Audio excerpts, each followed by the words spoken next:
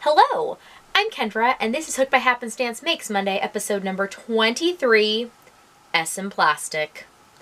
Now today, I went to do my usual little search about words online to try and figure out my whole process. It can be long. But I opened up Merriam-Webster online to look at something else, and their word of the day was Esemplastic. And it seemed appropriate, and it seemed like just a good word overall for us crafty folk, and probably one you're not familiar with. So I'm going to read the definition off my computer.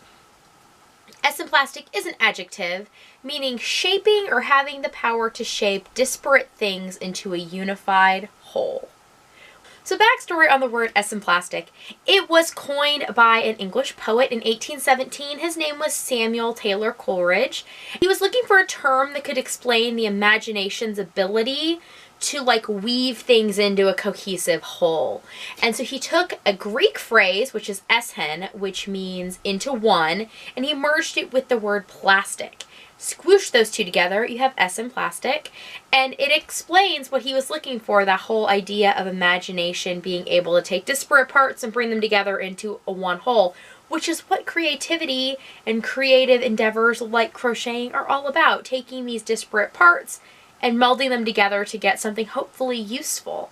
So I thought that was a really cool term that I'd never heard, and it might be a good one to add to your vocabulary. Plus, I'm just a big fan of making up words to meet your needs when you can't find the right one, or if you feel like there's several words that are kind of scratching the itch of what you're looking for, you can kind of meld them together, like Esemplastic is. Okay, so enough about words. Let's move on to what is off my hook. I actually got a decent amount done this week.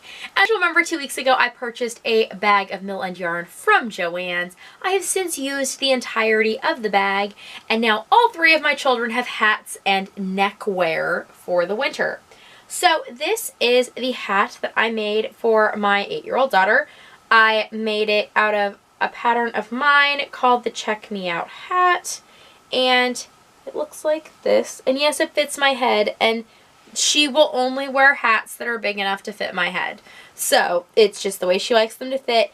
And my actual pattern calls to have the ears actually kind of sewn shut, but in this case, I just left it square, and she likes it and is very much waiting for me to film this podcast so that she can have her hat so she can begin to wear it.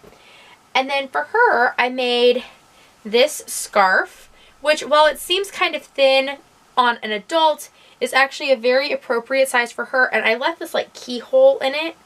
I kind of mimicked the pattern that's in the hat also, so they kind of match, and it basically just pulls through like this, so it's like a scarf, but it will stay connected, because she said she didn't like the whole cowl thing, but I really think that my kids need something beyond just a standard straight scarf, because they always get the ends of that caught in their coats, or they can't figure out how to wrap it, or it's not even, and it's a mess. So I was kind of aiming toward making cowls for them, but she requested not a cowl, so I made her a keyhole scarf, which she is super enthusiastic about. And this was the last thing I made, and I actually didn't quite make it to the end. I just fastened off, I don't know, 8-10 stitches early. It's a scarf. No one will notice. I'm the only one that probably even knows. Well, I just told you. But until now, I was the only one that knew. So there's her scarf. Then I made 2 hats. I showed you this one last week. This is the one that I made. Originally, I was making this for my 5-year-old, but it ended up fitting my 3, almost 4-year-old better. So this is his hat. And I made him a cowl as well, which they fit him nicely. And then for my 5-year-old, I made a hat in the same pattern, but actually the 3-year-old's hat I did 6 stitches and then increased from there, and this one has 8 stitches increased from there.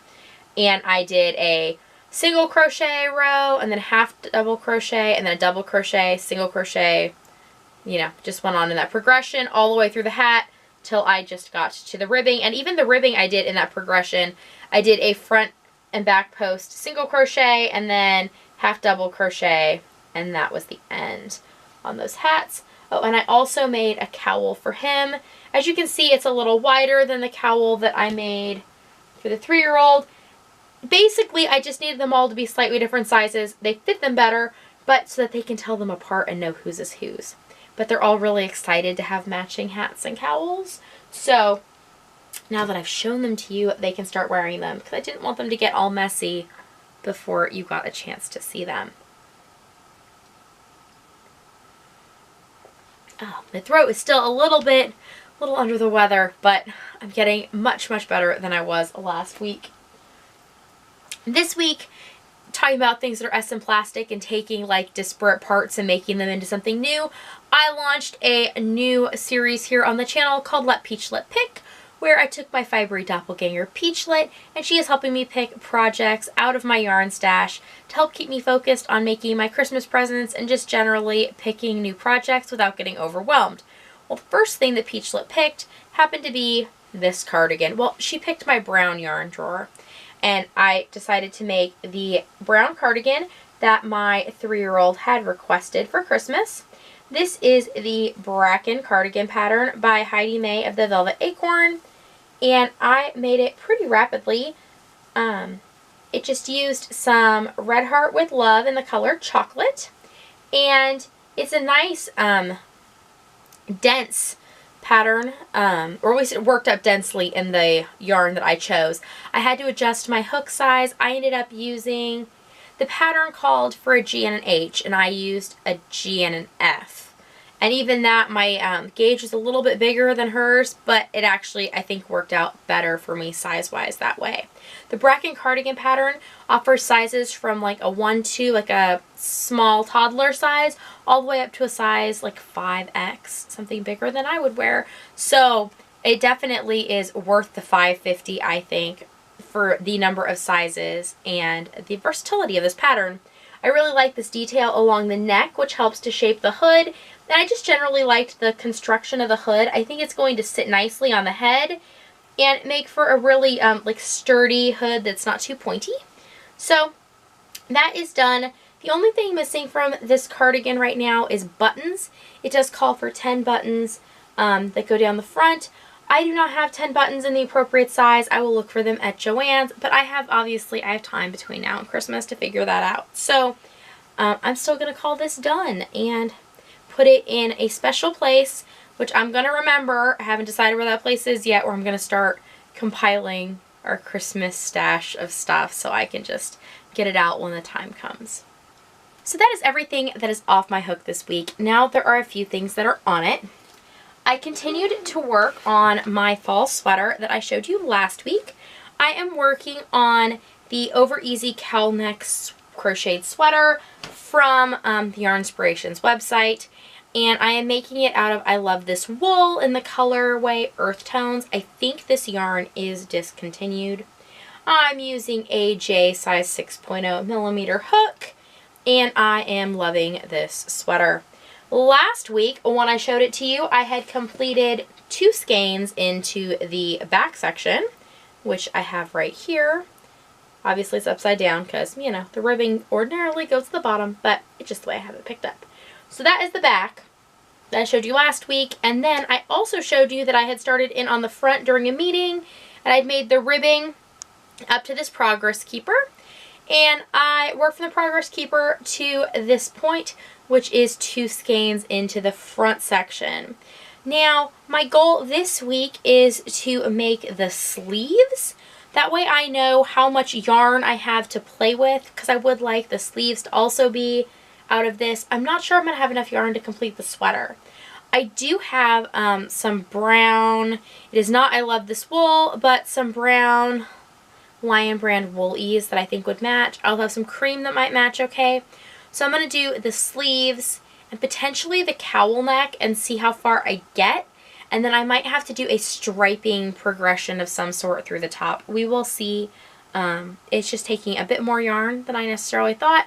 But at the same time, I'm not sure how much the sleeves are going to take. I might have more than enough. We will see. But I am making good progress, and it's so squishy and soft. This yarn is 93% wool, 7% polyamide, and it is so nice and soft.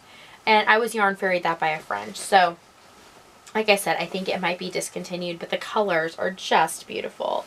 And I really, really enjoy the time I spend with this sweater.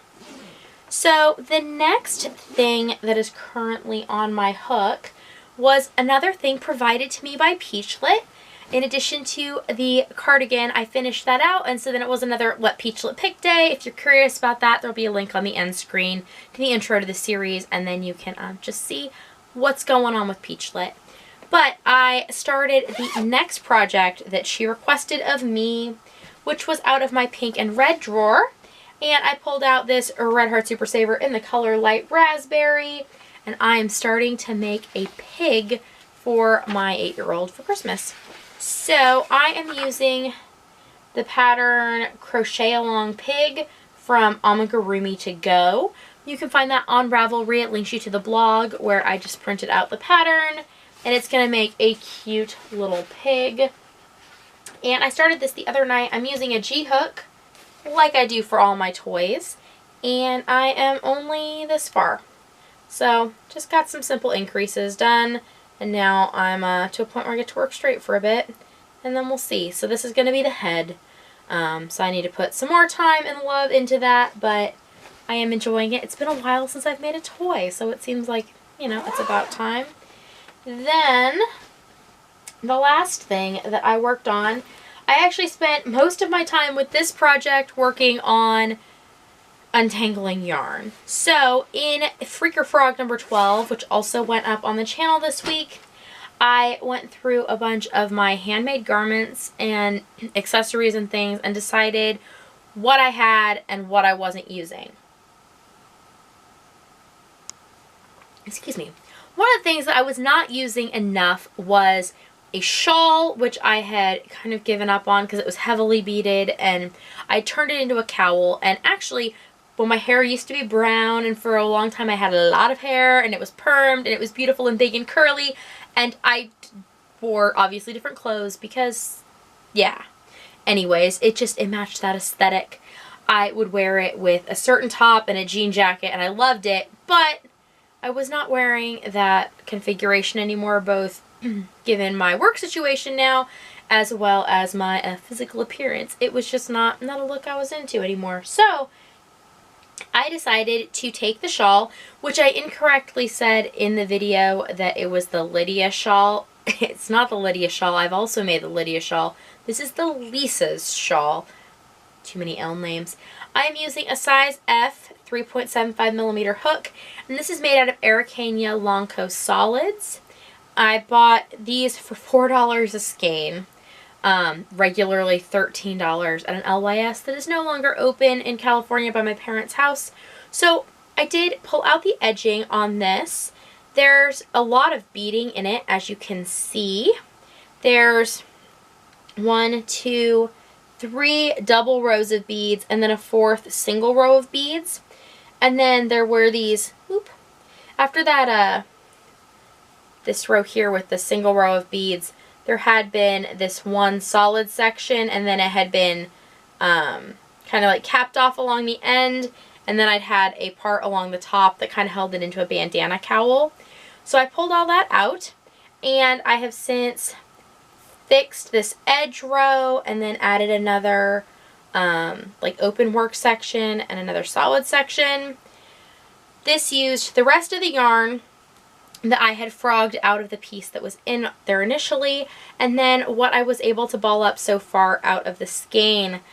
I've been having some major issues balling the skein. Part of the reason I think they were marked down the way they were is that something is messed up about it.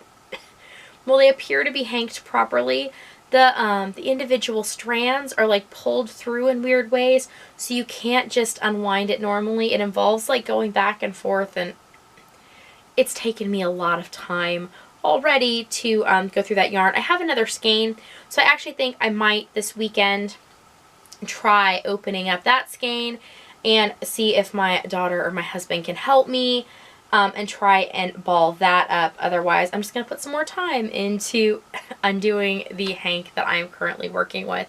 But as of right now, I have all of the yarn that I have been able to salvage and ball in there. I need to go look around. I think I actually might have a little bit left somewhere else. Anyways,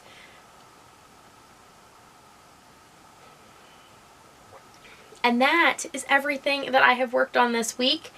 It was more than I expected, and a lot of the projects have been really, really fulfilling this week. I really enjoyed making those hats. I don't know why. That yarn is kind of silly and not necessarily like my go-to types of yarn, but when I saw it at Joann's, I was like, that needs to be in my life. And then as soon as I started working with it, I was like, yes, more of these, please. And so I finished out that whole sack of yarn, and that was like, I don't know, exciting, and the kids are really excited about them, so that is cool too. And then that cardigan just flew off my hook, and I was really happy with the pattern, and I feel like everything's proportioned right. I've used some free patterns of similar natures before, never in a cardigan, but for like I made a hoodie for my 5-year-old last year. And it was a free pattern off Ravelry, and I just didn't feel like the proportions were quite as good as this turned out. So I'm very happy with that, and I definitely see more Bracken cardigans in my future. And then just generally, I mean, that fall sweater, I'm gonna be kind of sad when it's done because it's so much fun. But when it's done, I get to wear it. So it needs to be done here relatively quickly.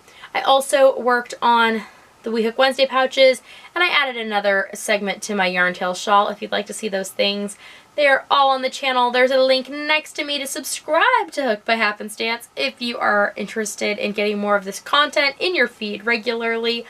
There's also a link to a video from the channel that YouTube thinks you would enjoy. And down below me, there is a link to my Etsy shop. If you'd like to see my project bags and crochet creations, you can check them out there. I did do an update this week. There's also a video on the channel this week of some of the bags that I put up recently that I have not done videos about already. Thanks for joining me today. I'll see y'all next time. Bye!